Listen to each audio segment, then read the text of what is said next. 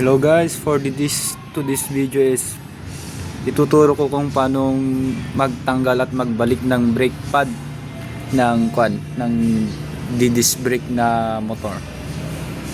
Na kahit hindi na natin tanggalin tong gulong, simpleng bagay lang po to, simpleng tutorial lang. Okay guys, kuha lang tayo ng number 7 na Allen wrench. Tsaka natin ito. Tsaka natin kanto tanggalin. May pagtanggalan dito ganyan. Hanggang lumawag siya. Itong tutorial po ay para sa pagtanggal at pagbalik. Kung gusto nyong palitan ang brake pad ng inyong motor, ganito lang. Yan. Tanggal na, no? Tanggalin lang to, axle niyang to, tsaka natin hilain lang tong before pala nating tanggalin to, sungkitin nyo muna dito para umusad konti tong brake pad nya para mas madaling tanggalin. Ganito lang guys. Kuha tayo ng mas matibay na flat screw. Ganito. Pihitin nyo lang pa ganun. Na yan. O, tanggalin na natin. Ganun lang kadali. Tanggal na. Pato. Tanggalin natin ganyan. Kita nyo ba guys? Ganyan lang magtanggal at magtanggal lang brake pad ng disc brake na motor. Kahit hindi na natatanggalin tong axle. At ngayon babalik naman natin kung paano natin ibabalik guys.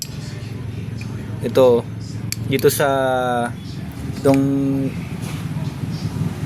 yung gantong design dito sa bandang kanan at ito bandang kaliwa, yung gantong design. Tsaka natin balik lang ganun. Lagay na lang lang muna to. Itong itulak mo pa ilalim para ma-shoot natin yung ito yan. Yan, tulak mo muna yan. Ganun para ma-shoot. Ganyan. Pagkatulak mo, lagay mo na to. Oops, yan. Tsaka ito sa bandang kaliwa.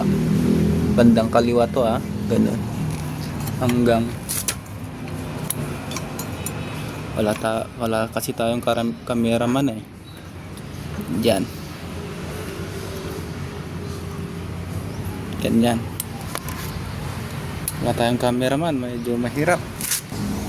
Pagkalagay yung ganyan, dapat yung bandang kaliwa na nandito, yung bandang kanan nandun.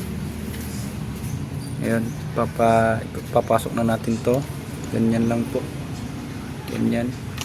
Dapat maayos to. Ganyan. Saka nyo lang higpitan. Okay, goods na po to.